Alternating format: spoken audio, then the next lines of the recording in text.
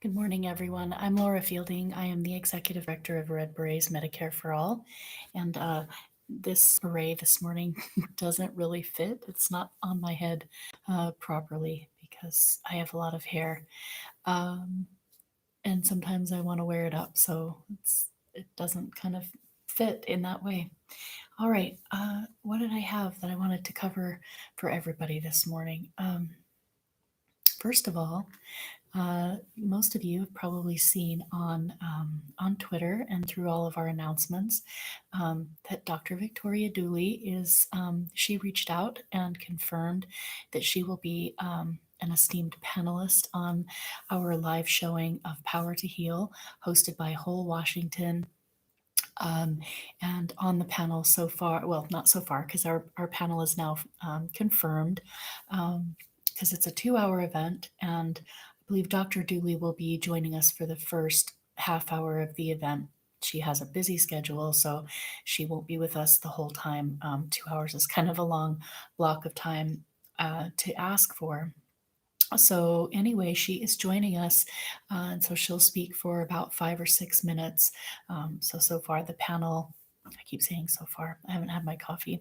So it's Dr. Victoria Dooley and Justin Jackson, and hosted by Andre Stackhouse, who he's a former Bernie delegate and a local Seattle DSA organizer. Um, and he is a fantastic volunteer for Whole Washington. I get resources from and learn from him all the time. So um, this is the whole thing about like grassroots organizing and synergistic approach is you can have one person who's really, really good at knitting berets. Most of them fit. This is actually knit by my good friend Amber. It's a beautiful beret. It just doesn't really look like one because it's not really sitting on my head how it's only sitting on my head. But you can see the amazing in the glare, the amazing Senator Nina Turner and Dr. Victoria Dooley in their red berets. Um, so you can see that as it's on the banner on my Facebook and on my pinned tweet. And yeah, so I feel like, Ryan Knight was, you know, Amped Up Pod was so gracious, not sort of cutting me off. We maybe even went overtime a little bit. I think it's the interview, if you haven't had a chance to listen to the full thing, is available I listened to it on Spotify because it is one platform that I am on. But the podcast, the way that they do it, it actually goes out to quite a few different platforms. And Sarah Hansen had requested, like, oh, isn't there any way to see it? And this, hopefully, because money is tight and all of that kind of stuff. Um, Everybody just donates where they can. And just a shout out to you, Sarah, because you're crocheting and everything for the cause and doing an amazing job on Twitter to help us amplify. To tag people. I just really think your style in tweets is very, very it gets the job done. It's just like a sharp uh, I don't know. It's the opposite of what I am right now. So anyway, well done. And I know I prefer to see face to face as well. But maybe they'll make another 2-minute clip or 2-minute, 20-minute clip available sometime today or tomorrow. I'm not asking or expecting that. It would be cool. There were really so many though. I don't know. It's tough I'm sure for them to choose what would be the most worthy of sharing, because there was really a lot of good information. I do feel to kind of give an overview, like I said I was going to in the title of the video, an overview of the interview. I felt really proud of it. It's always tough. I've listened to it a couple of times now. It's tough to listen and hear myself flounder so much in those first 30 seconds. Because, of course, we all get kind of hypercritical, and, the first 30 seconds really kind of sets the tone of what people can expect for the interview. So, I don't mean to be hard on myself, but my first thing about that is like, oh, that's really unfortunate that I just didn't, um, that I wasn't able to kind of jump right into. Whole Washington is a group of working class, grassroots organizers working to get universal health care passed into law in Washington state so that everyone in Washington state has a universal single payer system. That's what we're working on. It's fully funded. Um, it will save the state of Washington $9 billion every single year. Uh, if and when it's passed into law, when it's passed into law, it's a matter of when, right? Um, yeah, that's like, it's kind of like, oh, I could have gotten that out and that would have been so fantastic. But I'm not going to let, you know, the fact that I was kind of nervous and finding my feet at first, and thank you to Ryan Knight. He's very easy to find your feet and find your joy and find your expansiveness and your clarity with, because he's very, very clear. You see, you can already like see it in my eyes as I'm saying that. I really I just hats off to you, Ryan Knight. I feel like you're just doing such powerful messaging, and you take a lot of criticisms probably from all different sides, because that's what happens when you're truly a populist. And you're I call it a populist, I like that word, when you're truly somebody who is willing to speak unadulterated truth to power against both corporately owned parties, um, and to call out our representatives, even the ones that we know are pretty progressive, and to actually demand things of them. That kind of stuff tends to um, rub people the wrong way. People want to kind of feel comfortable and cozy, uh, that they have. Um, these are our allies. They fight for us. They have our values. Let's give them time. The strategy is different for them than it is for us. Well, precisely, right? Um, I do think that there is more that they can do within their strategy. I did allude to that.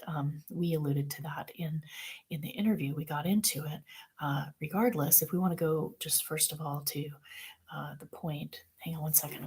You're gonna see me leave here for a second. I'm gonna turn the fan back on.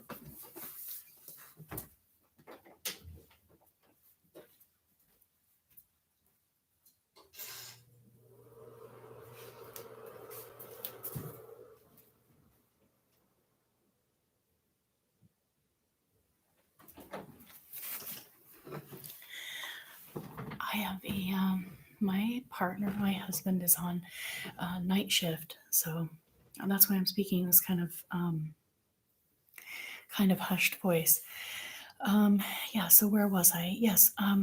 Because I think in a recent interview, and I'm not going to say any quotes because I didn't listen to the whole thing, and I don't like to misquote people, but um, I think Senator Nina Turner was on with the Humanist Report. I saw that Sarah tagged me in that interview, and she made some points that like the strat we don't know everything about the strategy they're working.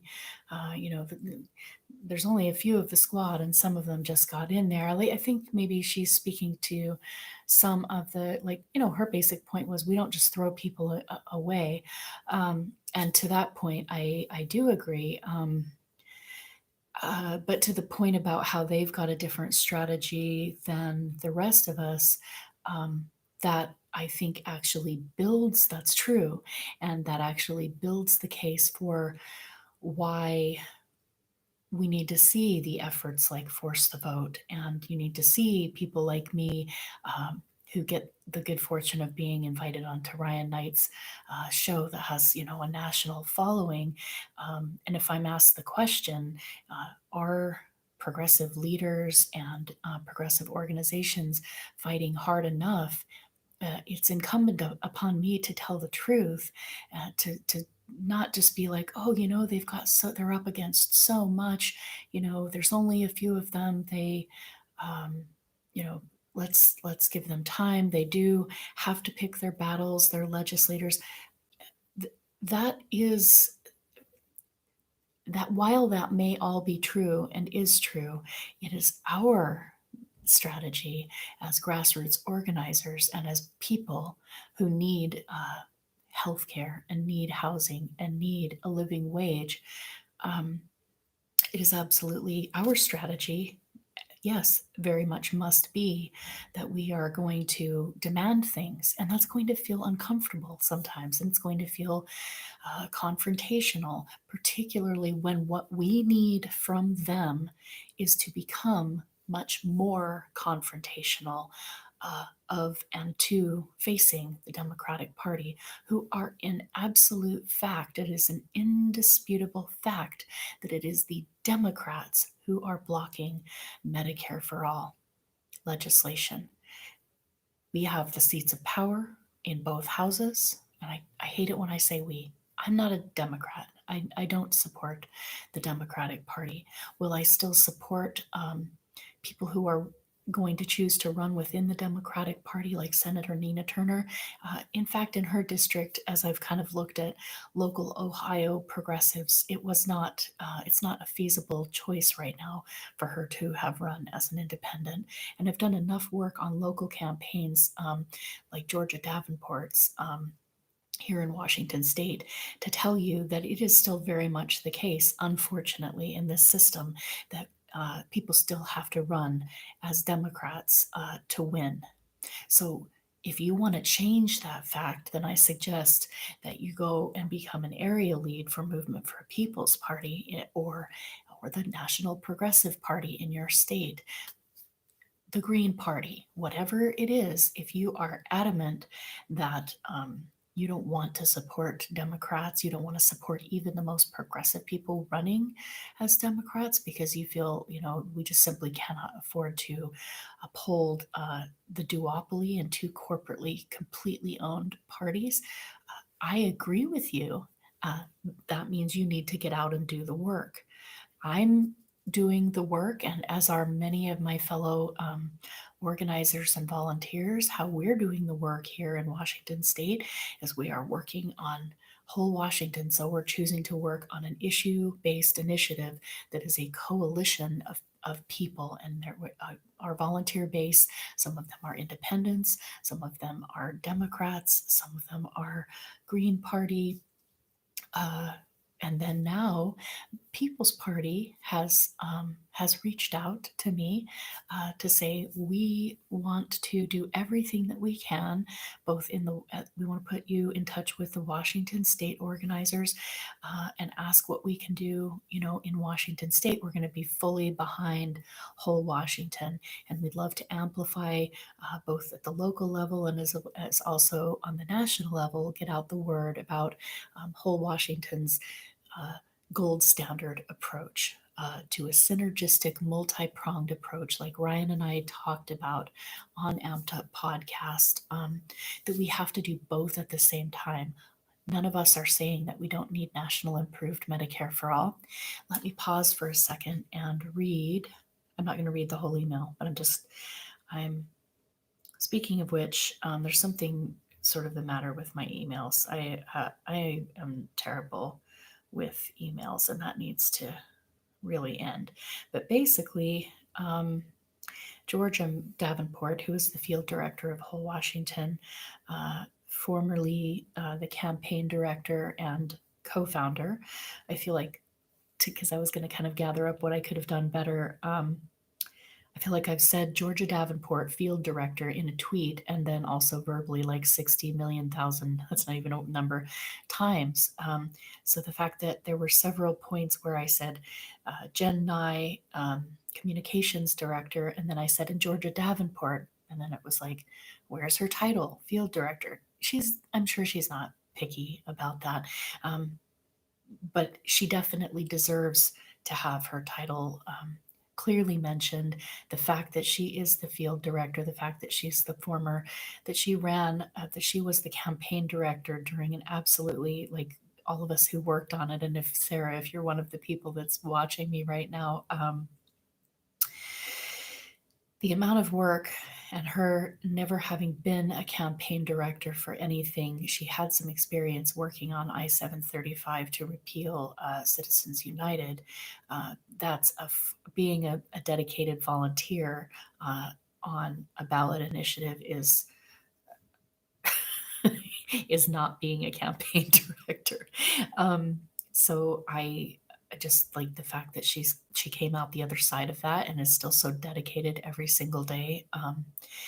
And the fact that she co-founded this, she got this started, and um, I could just get tears in my eyes right now. So there's a lot of stuff with the interview that nerves come into play. Not to mention the fact that you can't share everything in an interview. We got some absolutely beautiful, strong, golden nuggets out of the interview, Ryan. Thank you very much again. But to the point of a couple of things that I would, if I could do it again, um, I know it's not a matter of like wishing that things were, I wish I could just have started a little stronger, but I think that's my own. I think everybody maybe listens to it, and I find my way into it fairly quickly. So that's all okay. Ryan gave me the opportunity later when we got more into the Red Berets he said, I see that you've, knit for Dr. Dooley and Nina Turner. That was kind of like cueing me to sort of talk more fully exactly, especially as I had made the sharp criticism of um, progressive elected leaders uh, and organizations, definitively saying no. I think that there's much more that they can and need to be doing.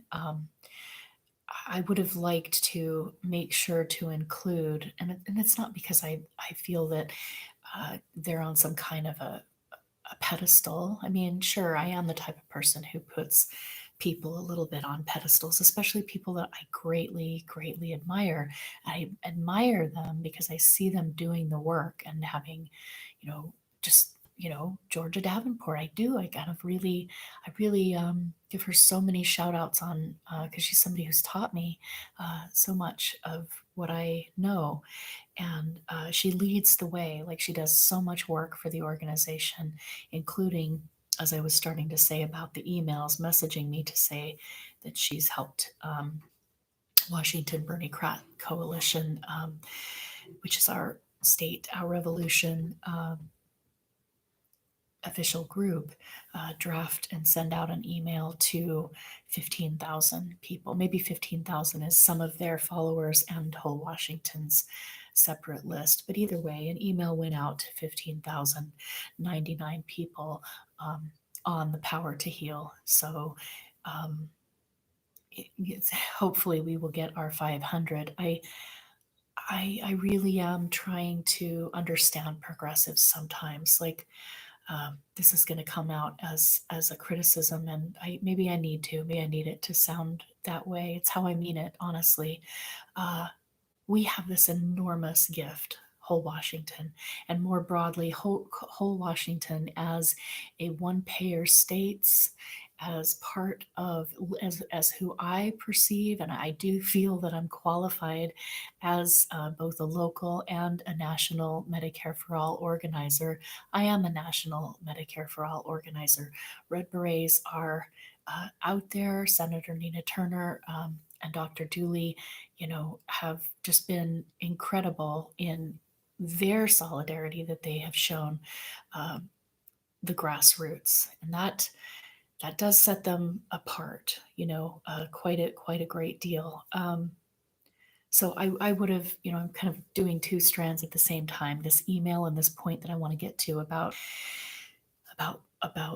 progressives or people who need Medicare for all in general, and the fact that I wish that I had made just a little bit more opportunity. Perhaps if I really think what this was about, I do get thoughts as I was being interviewed, and I think I was reticent to maybe draw what I if I were to verbalize so much about Nina Turner and her support for the Red Berets over the years. By the way, She put on a red beret years ago when Bev Cowling, when I sent Bev Cowling one, and she put on a red beret that had a whole Washington button on it. She didn't kind of turn it to the side or say, oh, I don't want to wear that one with a whole Washington button. There were tons of berets in that. She didn't have to pick one that had a whole Washington button on it. And she's also a highly um, savvy and intelligent woman. She put the beret on with the whole Washington button because she wanted to, she didn't do it by accident. Okay. I don't believe in that. Um, she's astute. She's politically astute, and she knows what she's doing. And so the fact that she put that on, and then we've been able to share that out. I kind of wish that I would have been able to go more into that with Ryan Knight, but the focus really was whole Washington, and I didn't find a way to manage to put that thanks for that deep solidarity that she has shown the grassroots, whole Washington, and the Red Berets over the years. And I think to the point I was going to make, I think perhaps the reason that I might have had some thoughts in my head or been reticent to do that is that I would have drawn a stark contrast between Nina Turner as the movement leader that I'm talking about actually paying attention and lifting the grassroots, and and that might have come across as a strong disparagement of is disparagement a word, or as disparaging to uh, some of the other squad members who haven't. Maybe I haven't given them enough opportunity. I don't know. And maybe it would have been fine if I did do that. Perhaps, the fact of the matter is I have tweeted at a lot of these people. Um, I and I did send some red berets, but who knows if I don't know. I sent some red berets to Warren Gunnels.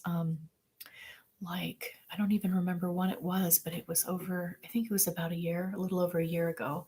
Um, I wrote care of Warren Gunnels and I sent it to Bernie Sanders' Washington office, which might have, maybe when I sent the berets to Bernie's Vermont office, that they actually received those, because that's a different thing. Maybe people in the Washington office just, oh, this is a package. We don't even have any idea this. We're going to throw this away. It's possible Warren Gunnels never even received those, because in the inside in the letter I had asked, like there were quite a few of them, not 18, but 5 or 6 or something like that. And of course, I wanted Warren Gunnels to have one or two, like pick his favorite. I had knit one that was specifically for him, and then um, I also had suggested, that if he manages to find a way to get one to Brianna Joy Gray and maybe AOC, like I put a couple of names on that list. So it's not entirely true to say that I haven't made the attempt to get these to other movement leaders besides Nina and Dr. Dooley. Um, but again, I do allow quite a bit of spaciousness because I don't know if they were received. I don't really, Um, so, I maybe I could have made that distinction, and if I have kind of I wish I would have gotten to this. It would have been definitely that I would have poured the love and appreciation on a little bit or a lot more to Nina Turner and Dr. Dooley, because they've helped us grow an online presence, and it's been synergistic. I don't just mean, oh, they've helped. We've helped them too. We were myself and Fran and Fitty and Kat, who is a Kentucky Mountain Woman, Kathy. Like there's a bunch of people that I can name, and Georgia, sort of Sarah. I've tagged you in a lot of posts. There was definitely like a core group of people. Um, that we were tagging each other and putting all these photos out of the Red Berets, and we were bringing a lot of energy, a lot of beautiful grassroots energy to Bernie Sanders' campaign online. In addition to the fact that I am a local organizer and did organize events clear back as early as Run Bernie Run, when we were asking, when we were doing that whole campaign to try to make sure that he ran or whatever, build the energy for his eventual announcement. So it's certainly like I deeply appreciate Senator Nina Turner and Dr. Dooley. I don't think I wanted to openly disparage people that have been less supportive, like Bernie or like um, uh, any of the other squad members. Not everybody needs to put on a red hat.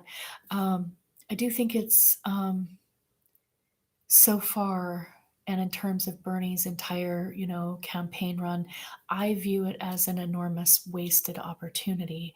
Uh, I tried to get this idea out there. I know that I contacted his staff.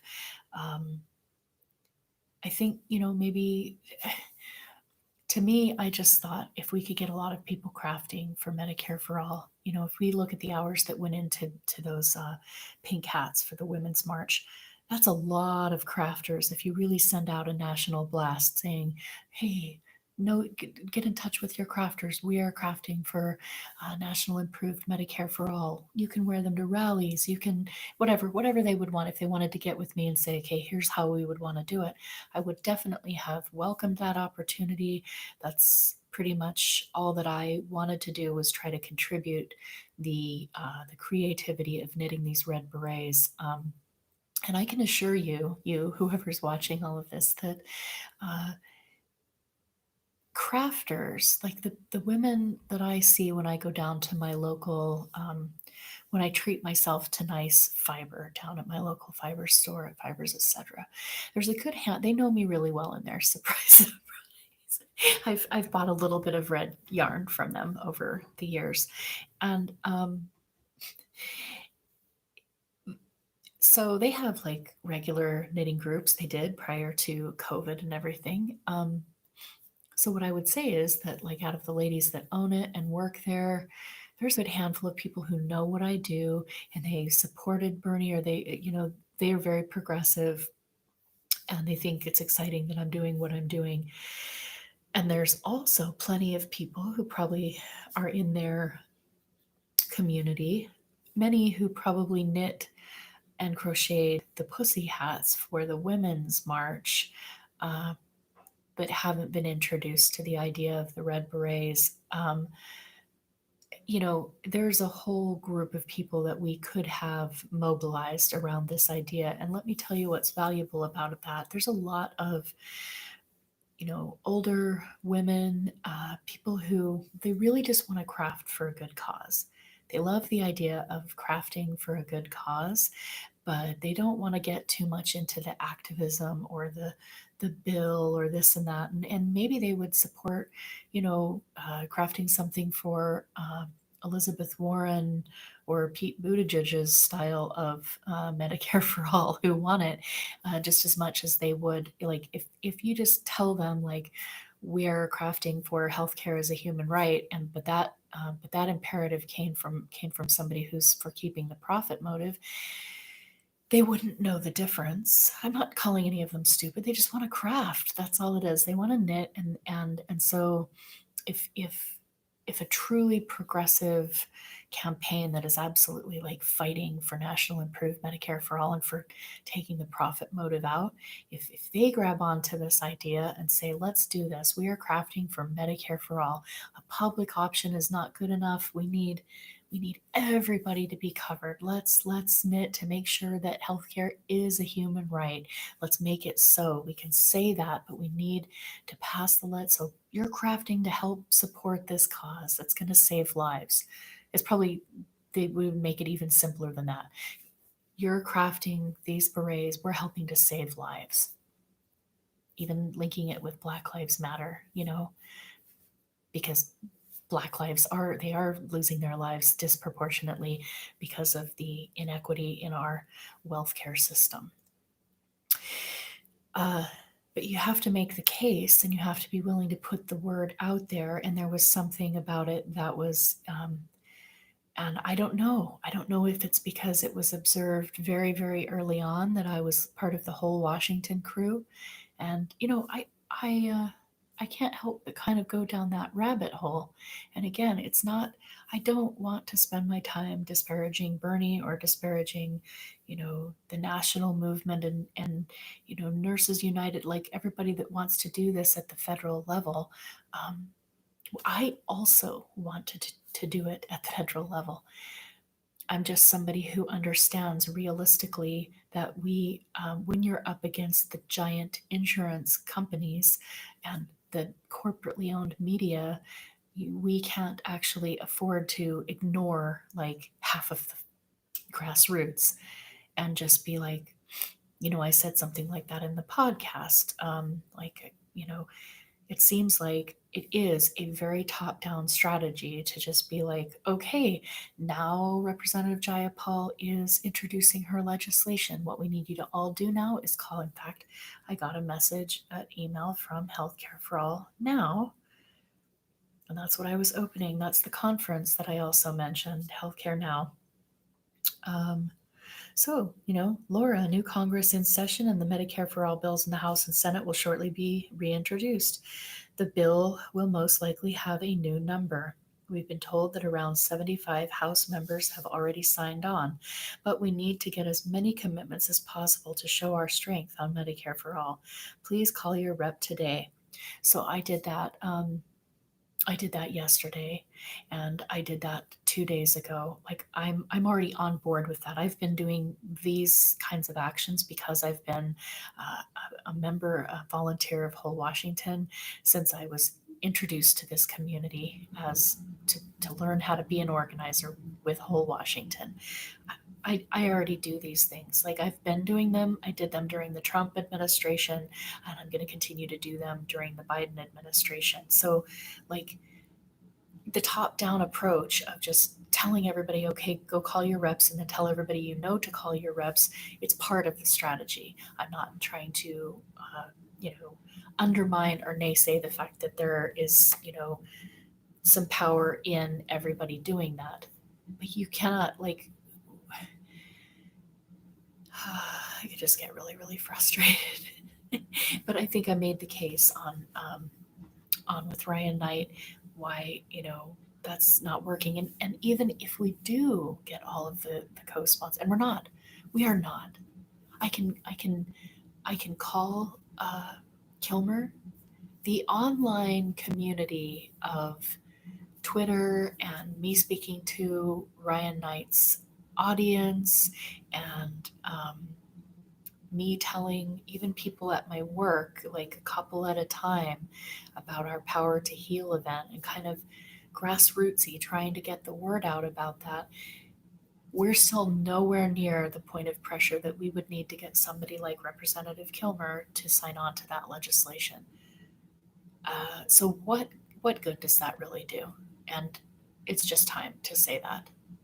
There's no way we are going to get the chair of the New Democrats. I've certainly done all that I can. You can all see that and instead of thanking Nina Turner, this is exactly it. Instead of thanking Nina Turner for all of the solidarity that she's shown to Whole Washington over the years and Dr. Dooley helping to do that, I actually wasted my time asking Representative Kilmer if he will co-sponsor Pramila Jayapal's bill when it's introduced. I consider that I could have used that time to thank a true grassroots activist, movement leader who is running in Ohio 11. We need her in the House, and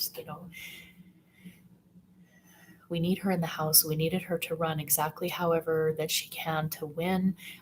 Sorry, I agree that the Democrats are corrupt. I want there to be Ohio organizing and everybody else across the states organizing to build a new party, but it's a shit ton of work and we have to do it. We can't just sit on Twitter and attack Nina Turner for running as a Democrat when you can't run as something else without the infrastructure. The establishment will annihilate you. So if you are not even enough of an organizer to understand that basic fundamental fact, then you need to get out and do a little bit more. That's what I would say about that. But my point to the top down approach is I already know absolutely. Now, And I would say that if Representative Kilmer comes out tomorrow and says, "I heard your interview on Ryan Knight, and I'm going to co-sponsor," it's ridiculous. He won't. But so I use that time to kind of show solidarity for the national approach, for the top down approach, which is okay, I'm going to be a good constituent who believes in fighting for Medicare for all. I'm going to receive this email. I'm going to call Representative Kilmer, and then I'm going to call him out on a podcast. When in fact I strongly supported Rebecca Parson, and like if that wasn't going to move him towards, if he had a strong progressive challenger, primary challenger who supported Medicare for all, he's chair of third way Democrats. His job, just like Joe Biden's job, he was installed as our Democratic nominee. Like they went through all of the shenanigans in the Iowa caucuses. To make sure that Bernie didn't get enough of a, like if that would have been it, if he won Iowa and then boom, boom, boom, like that just would have been it. That they would have lost control of it. And if you haven't got your eyes open and you don't realize that's what we mean by rigged, like they had to rig it to where Bernie couldn't run away with the nomination. So Joe Biden's role, just like Representative Kilmer's role, is to stop Medicare for all from ever happening. He's chair of the New Democrats. Um, so when I get an email that says, "Please call your representative. We need everybody to co-sponsor Representative Jayapal's bill," that's like me tweeting at Joe Biden all day asking him how can he stand. Like I'm not saying I haven't tweeted at him or that I won't tweet at him again, but people need to open their eyes and wake the F up and realize they were put in these positions. They're there for a reason. It's the reason is to stop the legislation and protect the profit motive. How can we pull somebody to the left or pull them down? How can we pull these people down to the 99% if they are there in that position, placed on a throne with a crown by the 1%? They're there to do the 1%'s bidding. We're not going to get them to sign on to legislation that helps the 99%. That's just ludicrous. So, again, I don't mind making the phone call. I don't mind calling out on a national podcast that I am pressuring my own representative. But we would need, in order, there's so many people who are not even plugged into this universe. They have no idea. Like this is a matter of like truly getting out. Do you think that all of the greater Tacoma has any effing idea? Like what people are unplugged from policy. And if they get any news at all, it's all from the corporate media. So, that's not to, I think most of us are aware of that fact. That's why people feel so hopeless. And that's why it is so deeply frustrating as somebody who is clear eyed about this, to see progressive leaders and progressive Medicare for All organizations still advocating for solely just this top down approach. Um, Even if they've got some kind of amazing like pressure campaign up their sleeves for when Representative Jayapal introduces her bill, even if they're gonna like turn and mobilize the grassroots to like really boldly take on everybody, do calls to action, like even if they were to turn and start naming names and start really telling, using their platform to tell the American people and to make it sure that the corporate media can't ignore the fact that this whole progressive bloc is calling out the fact that it's the Democrats who are blocking Medicare for all. That's a big if. I'm sorry, I just don't believe they're going to do that. If I'm wrong about that and she introduces her legislation and suddenly she turns to say it's unacceptable that Leader Pelosi is not a co-sponsor of my bill. We're in the middle of a pandemic and people are dying. Nancy Pelosi, we need you to come aboard and we need hearings. If they decide to go really, really hard, the way that is actually going to be necessary to make news to where people out driving around in Tacoma can hear about it, because they're not going to hear Ryan Knight's pod. I mean, I I'm so thankful that he gave us that platform, because people like Sarah Hansen and Fran and Georgia and everybody who's been in this fight with us as kind of the coalition of Red Berets, fighting to help push whole Washington into the national strategy conversation. There, I made tried to make such a long sentence. I forgot what I was going to say, but like you understand that there's just no, I really did lose my train of thought. Um, well, I just don't think that there's any way that any of them are gonna. We haven't seen any evidence so far. I kind of thought as soon as the transition of power happened and Joe Biden was had taken the oath of office, that would be the time when they would all start uh, coming forward. And that is an idealist perspective. If people are listening to this, they would probably laugh and say, Laura, you are so sweet and cute. You thought that? Because I always want to hope. Because if we give up hope, then there truly is no way of passing this. And that's not true because Saskatchewan province passed it, and then other provinces, and then Canada went. And so this is why I'm beginning to just really say it's gross negligence is what it is. It's gross negligence for national elected progressives, federally elected progressives, and national Medicare for All organizations to be so blatantly, and it is purposeful. I'm sorry, but it is purposeful. They don't want to do it that way. They have their own strategy. They don't want to have people taking up pitchforks and petitions and trying to do it that way, or do it at the state level because it's messier and this and that. So they are ignoring, they're leaving half of the at least half, probably more of the organizing crew behind. And it's getting very inconvenient because you can only ignore people knitting hundreds of berets and whole Washington saying that we collected thousands and thousands of signatures, and yet we're still only freshly being introduced to the national community via a few brave, awesome, independent voices. Shout out to not only Ryan Amped Up podcast, but the Vanguard and Jen Perlman and Ron Placone. Who am I forgetting? That might be just about it. If I did forget anyone, I'm sorry. Lumpy Louise and Niall Elcom had me on a couple of years back on their work, so I don't want to forget them either.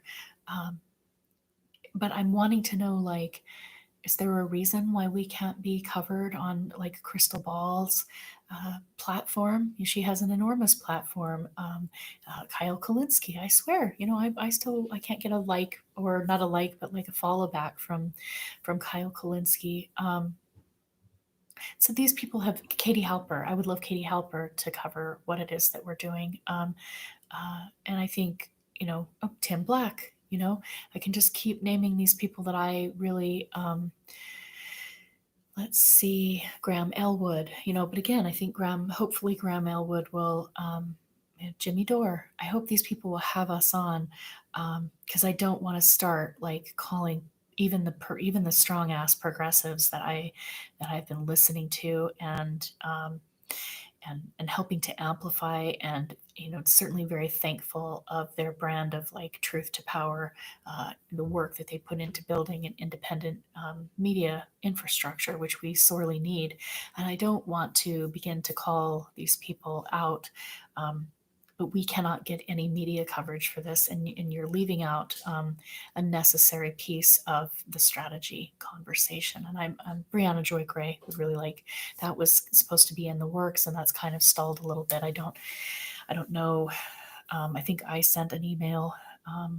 We need to follow up on that because she said that she wanted to be in communication, and so somewhere along the lines the ball has been dropped. And the problem is that Jen Nye and Georgia Davenport and the other board, myself and the other board members of Whole Washington are, uh, Jen and Georgia were on a League of Women Voters like town hall where apparently they had like their pitchforks out. They were really wanting to know why it is that our bill 5204 couldn't get a hearing.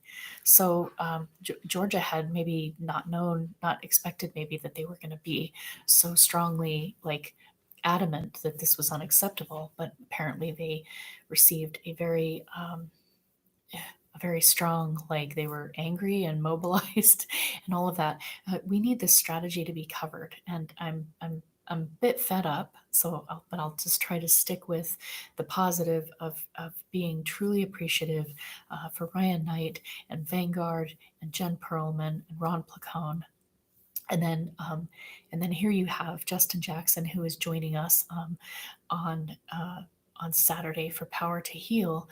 His first he set up, he's now got his new independent media podcast on YouTube called The Takeover, and Sarah Hansen tagged me in his first tweet.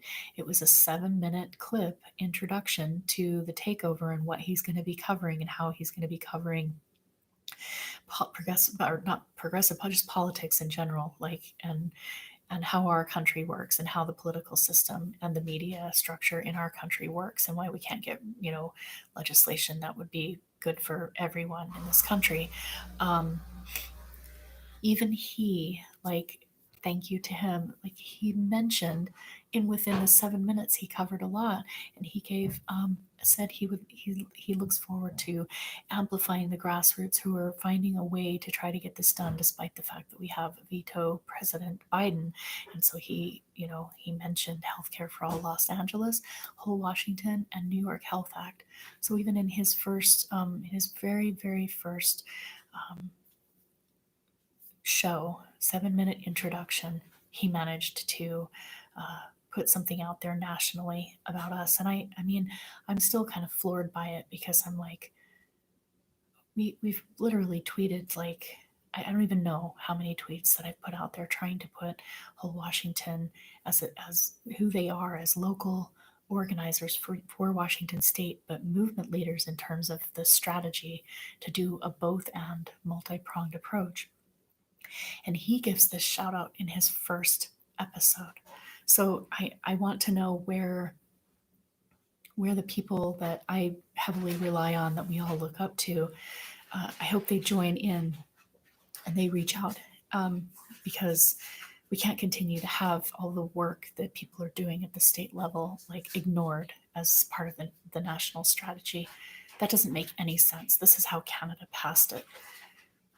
So we have precedent and we have proof. If we just look to our neighbors to the north, that's pretty damn simple, really. Okay. Thank you for watching, and hopefully, if you have not signed up for the event to see Power to Heal with Justin Jackson, Dr. Dooley, Andre Stackhouse, Sean Kavanaugh, myself, and with all of the whole Washington and greater Medicare for All community who would like to join us, you can go to wholewashington.org to the events link and sign up. There's only 500 spots capacity, and now that email's gone out, that's probably going to fill up. That's the idea. We need everybody. We need that event full. Okay, thanks a lot.